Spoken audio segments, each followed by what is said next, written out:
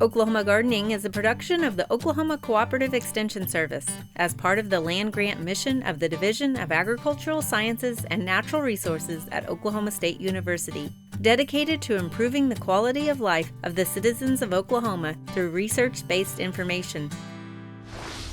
Underwriting assistance for our program is provided by the Oklahoma Department of Agriculture, Food, and Forestry, helping to keep Oklahoma green and growing. Welcome to Oklahoma Gardening. I'm going to show you one plant that is not wilting in this heat. Wesley is back to share with us how hot it really is. Dennis Martin tells us how to best protect ourselves from the blazing sun. Then I have a fun indoor activity where you can stay cool and still enjoy the fragrance from your garden. Finally, Justin Moss has an update on campus activities. It's almost like an ombre of sunset colors. Not the flowers, right?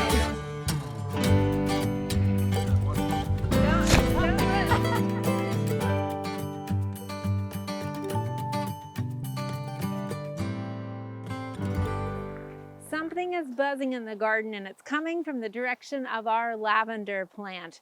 If you haven't tried lavender in your garden, it's one that you definitely want to add, not only for the obvious pollinator habitat that it creates here, but also because of the sweet fragrance that it provides and also the beauty that it adds to your garden as well.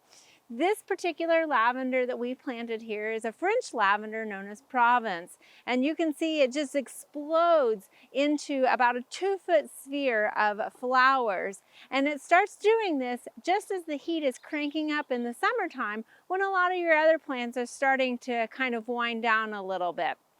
Now you can see this particular lavender will put on these spikes of flowers, and each spike has several different tubular purple flowers on it, which makes it a nice attraction to all of your pollinators that want to look for that nectar. Now, the thing about this particular one is it is actually hardy from zones 5 to 9, and it even survived our 2021 really deep freeze. And if you notice, we're actually in a raised bed here, so it was actually more exposed to those freezing temperatures than what you might find if it had been planted directly into the ground. Now, the big thing about lavender and growing it here in Oklahoma is that it does not tolerate our heavy clay soils, which I know a lot of you might have those heavy soils. So you want to make sure to put it in a raised bed or some sort of container where it gets plenty of drainage. Now, this particular place where we have it planted, if you remember, we have it in our spiral herb garden that we built a few years ago, and we specifically planted it at the top of the spiral where we incorporated a little more grit to allow for that drainage. And it's done just better than we anticipated here in the garden. And so I'm so happy to see how it's doing, and I just wanted to share this with you. You can see the plethora of pollinators that are on this. If you have not added lavender into your garden, it's one that I would highly suggest in a container or in a raised bed. So if you have heavy clay soils, please don't dismiss growing lavender in your garden, because not only are you going to be missing out on the beauty and the fragrance that it will bring to your garden, but also you'll be missing out on the acrobatics of those pollinators.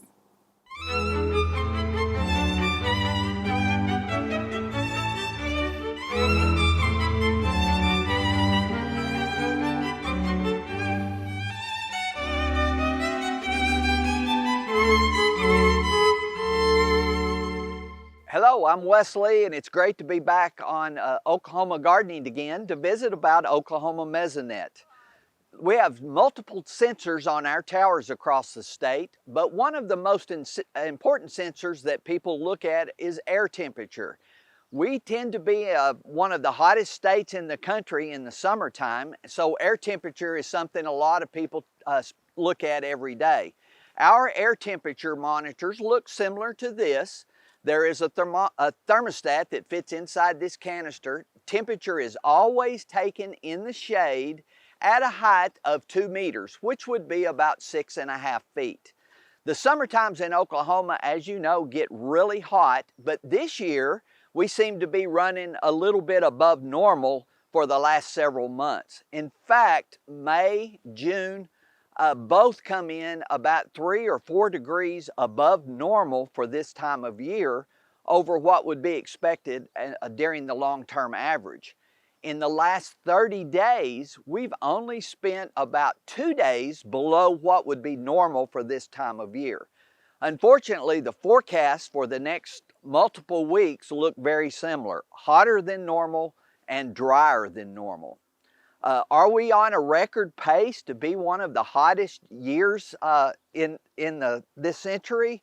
Probably not, but we're going to be relatively hot compared to some of the other years. 2011 and 2012 came in as our 2 hottest years in recent term. We have one of our maps on the website that shows the number of days above 100 degrees that each of our 120 sites have encountered. This year, our hottest site to date has been Altus, with well over a month or 30 plus days of above 100 degrees. In 2012, that was about the same number as what we've encountered this year, but in 2011, it was about 50% hotter from the first of the year till the midsummer as we're in right now. We don't expect a break in temperatures anytime soon. In fact, I don't see any forecast numbers below the average temperature that we expect for this time of year. Temperatures are one thing to deal with Oklahoma, but added to that is the humidity levels that we normally encounter in the summer months. Anytime we have a high humidity level, that tends to add a few degrees to the felt temperature that Oklahomans feel when they're outside. Our heat indexes this summer have been running well into the triple digits pretty much statewide every day for a couple of weeks now. There is another index that we like to promote at the Oklahoma Mesonet called wet bulb globe temperature risk. I know it's a long name and we wish that it would be renamed, but it's a great set of data that helps you determine how heat is going to impact humans. Anytime this wet bulb globe temperature risk moves into the reds or blacks on the map, then heat-related illness is likely to happen if you don't take precautions when you're outside. So avoid those days outside when we're in the black category, which is the worst category on that map. And if you do have to work outside, limit your times and drink plenty of fluids while you're out there. One other important temperature number that impacts especially vegetable producers in the state is the nighttime temperatures. Our nighttime temperatures have always or also exceeded what is normal for this time of year. The record highest temperature for the low, I know that's confusing, but the record highest low temperature was 89 degrees, also set, I believe, in 2011 in Stillwater. We have been running into the mid 70s this year or this summer to date, and that's just too hot for things like tomato blooms to be able to set. We'd like to see those nighttime temperatures drop below 70 or at least into the low 70s to get good fruit set on some of those crops that need pollination. To access the temperature data on the Mesonet site, you can use a mobile app for either the Android or Apple phones, or you can go to our website at mesonet.org and all of the weather data is available.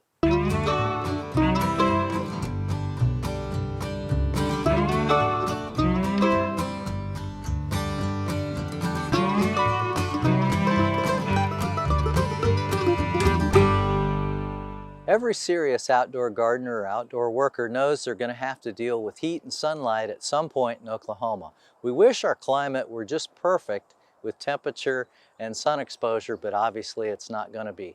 One of the first things we can do to limit our sun exposure is to build an artificial structure, a shade structure, and we can work and maybe move that around or actually work in tree shade, but eventually you're going to have to work out in full sun. So you're probably going to need to have protective clothing or actually use sunscreen for that. It's your personal preference. Both can be effective at shielding your skin from excessive sun exposure.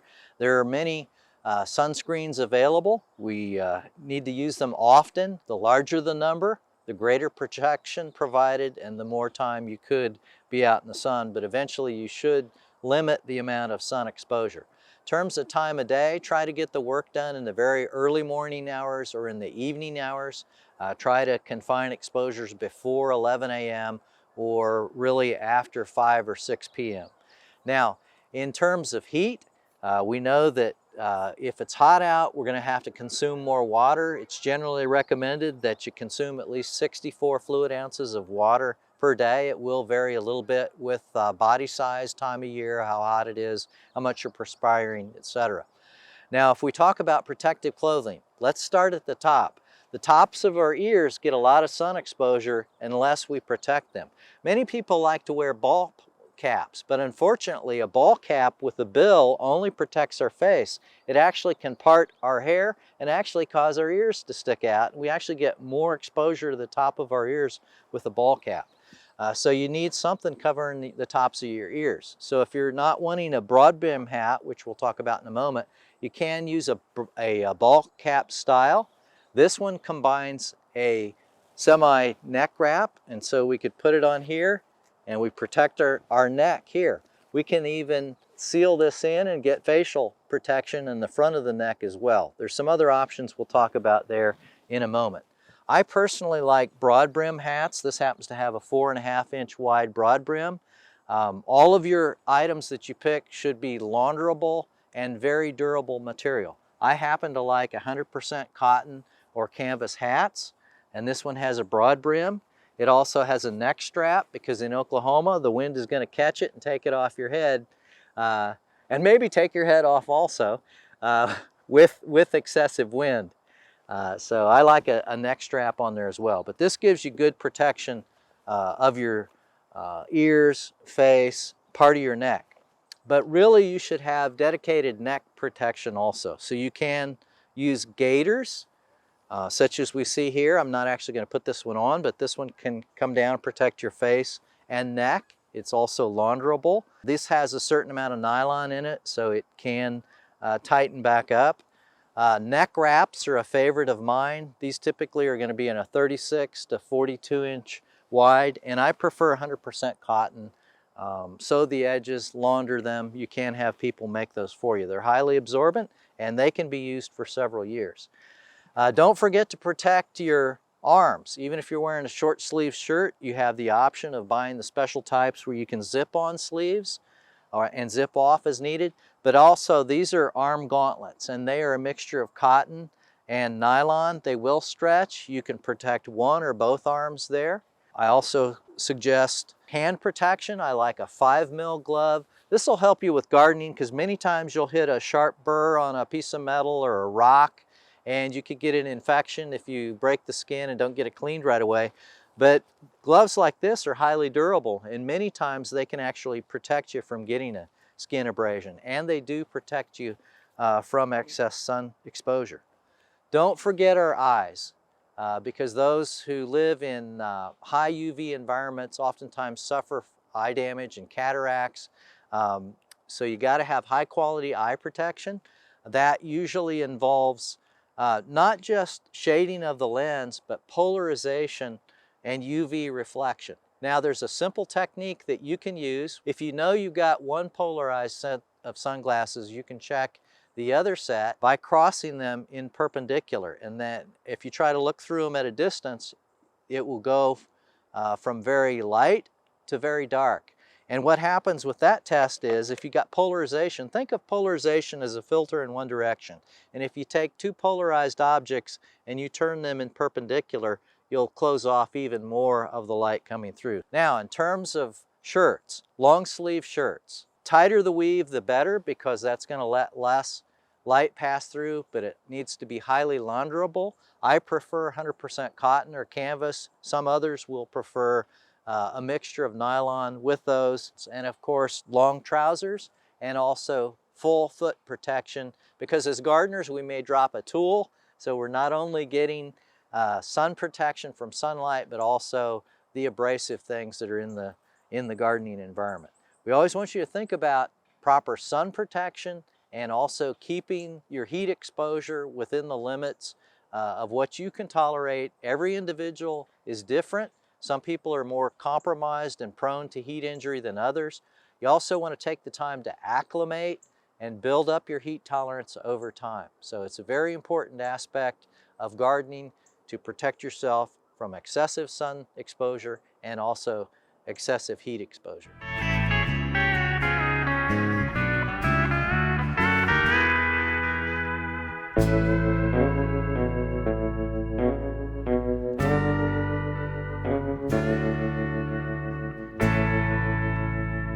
So it's lavender season. You probably have noticed that you've got a plethora of lavender in your garden. If you have even just one plant, it explodes with flower buds.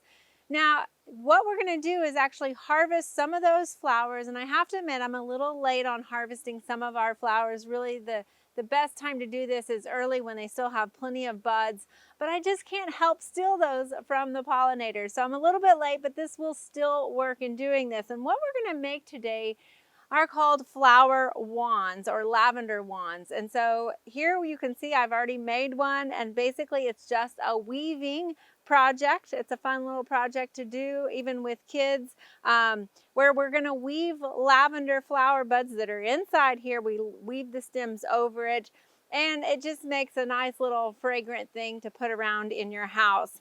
So to start off, I just went and got a couple of handfuls of lavender here. And you're going to pick, you want to make sure you count your stems that you have. So anywhere from 9 to 13 really. 13 is kind of a good number to go with, because that'll give you a size about like this of your average size lavender flowers. If you go with some smaller flowers, I have to admit, so here I harvested a stem, and you'll notice I got some little stems here. If you want to make something smaller, you can clip these off and actually get several of these smaller ones and make a smaller one. So this was with 13 smaller stems, and this was with 13 larger stems. So it just kind of depends on the look that you're going for. But you're going to take these stems and kind of gather them up. And what you're going to want to do is kind of get the base of those flowers level right there. Now you'll notice that there are some, little extra flower buds down in the base of these, and also some stems. Now what I prefer to do is kind of clean those off. So I just kind of run my fingers along there. It depends on how you're going to tie this up, whether you're going to wrap string all the way around it. Maybe it doesn't matter, but if you want more of a cleaner look, you might just want to clean those off of the leaves and stuff like that. The other thing you're going to do then is, once you have it kind of pinched here and you've got your cluster of flowers above, is you're going to get some ribbon. Now you want to get about 2 to 3 yards of ribbon. So a good easy way is to kind of stretch out your arm and get 2 and then 3 lengths of ribbon. And you're just going to cut that. And then what we'll do with this ribbon is tie a square knot around the base of these flowers here. And we're going to leave about a foot or so of that ribbon hanging down. So you'll just tie a square knot in that. So now you should have a short ribbon and then also a longer one on the other end. So what we're going to do at this point is basically turn the lavender upside down. Our short string is just going to hang down by the side, and then we're going to start pulling down one stem at a time and do an over-under pattern. So the first thing we're going to do is just pull one down, and it'll be under it. And then we're going to go get kind of the next stem that we see kind of in that order, and our ribbon will go over it. Now this takes a little time to get started, and your first line is probably going to look a little rough, but trust me, it does all come together very soon. Now, I know I mentioned that I'm a little late on harvesting my lavender for this project, but basically the lavender still is very fragrant. It maybe has lost a little oil and it's a little less pungent than what it was if I had done it sooner. However, it still works just fine. And the other thing is it becomes a little more brittle the older it gets. So if you do find that your lavender is already starting to crack rather than just bend over, then that might mean that your lavender is a bit too old to do this at this point. So if you found that you did use even numbers or you want a different look instead of the over-under look, you can go over 2, under 2, and in which case you would want an even number of stems in order to do that. And it just gives you a little bit of a different pattern on your final weave. So you can see we've finished our first row, and basically what we've done is pulled the stems down over the lavender flowers, creating a cage for them. So we're just going to continue around, and you can see with the odd number of stems, now the one that we went over, we're going to go under, and we'll continue to repeat this all the way down the flowers. So at this point, you can see they all look different depending on the flowers and how big they are and the stems, how long those are. So we're kind of getting to the end of our stems here. So we're going to go ahead and finish this off. I finished the weaving, and you will see now why I left that other ribbon down through those stems. And that's so as you weave back around and you get back to where that ribbon is sticking out at the bottom, you can simply just again do another square knot, and then tie a bow on the bottom of it so that it just kind of finishes it off, and then put our little bow at the base of it. So there you have your lavender wand. So what do you do with these? Well, they're very fragrant, and you kind of can roll them and crush them in your hands to kind of rejuvenate that smell a little bit more. Place them in your bathroom, maybe in your drawer, even in your car. But they're a nice little special thing that you have created. So I also think they make for good gifts. If you have any garden goodies that you're giving away, or perhaps some baked zucchini bread, put this on top there as kind of a nice little bow on top of your gift that you're giving this season.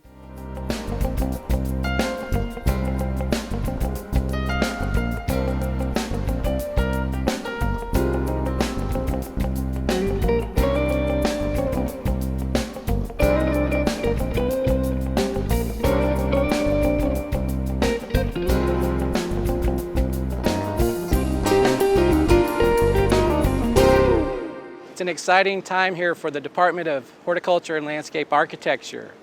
So we've had a great summer. Our students have been here conducting undergraduate research, graduate research. We've done extension programming like workshops and camps, events for youth.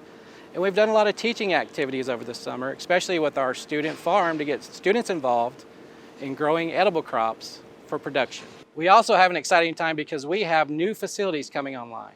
And with a generous gift from the Ferguson family, we will have a new Frontiers Ag Hall in 2 years. The Ferguson College of Agriculture and other facilities really set a tone for the university. It gives us the opportunity to attract the best and brightest. When you have state-of-the-art facilities, that's what you can do, is attract those that might not otherwise think about Oklahoma State. We want to be leaders, and to be leaders you need to have facilities that allow you to do the research you need, to be innovative, and to give our students a world-class experience right here at Oklahoma State.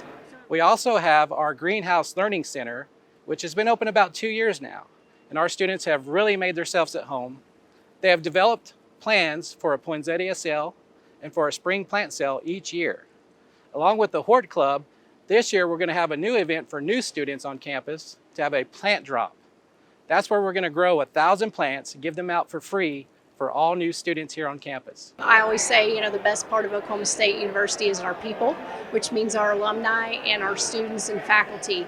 And that means, from the culture, but also from the impact that we have on society. So, Oklahoma State University exists as a land grant, and part of that is making good communities great through the work that we do and expanding our work and solving society's most pressing needs. And doing that requires us to have students engaged as well as faculty. So we're very excited for our students to be back for the semester, to get here, to have a good time, to have fun, but to learn and to bring horticulture to Oklahoma and to the world.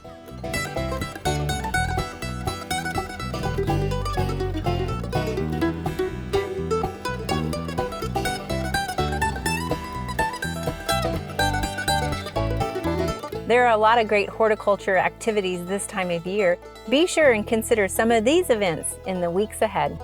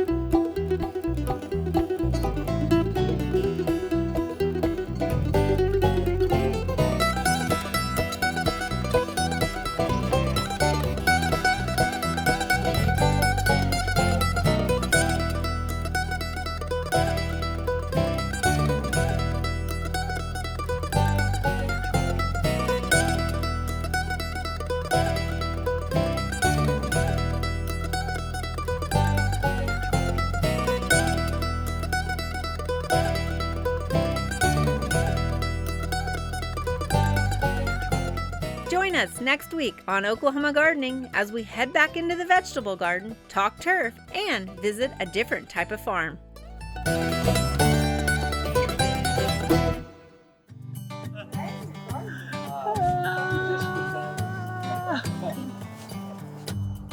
Here, and do it again.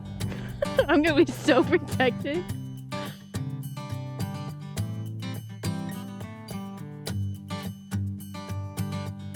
To find out more information about show topics as well as recipes, videos, articles, fact sheets, and other resources, including a directory of local extension offices, be sure to visit our website at oklahomagardening.okstate.edu. Join in on Facebook, Twitter, and Instagram. You can find this entire show and other recent shows as well as individual segments on our Oklahoma Gardening YouTube channel. Tune in to our OK Gardening Classics YouTube channel to watch segments from previous hosts. Oklahoma Gardening is produced by the Oklahoma Cooperative Extension Service as part of the Division of Agricultural Sciences and Natural Resources at Oklahoma State University. The Botanic Garden at OSU is home to our studio gardens, and we encourage you to come visit this beautiful Stillwater gem. We would like to thank our generous underwriter, the Oklahoma Department of Agriculture, Food, and Forestry. Additional support is also provided by Pond Pro Shop, Greenleaf Nursery and the Garden Debut Plants, the Tulsa Garden Center at Woodward Park, the Oklahoma Horticultural Society, Smart Pot, and the Tulsa Garden Club.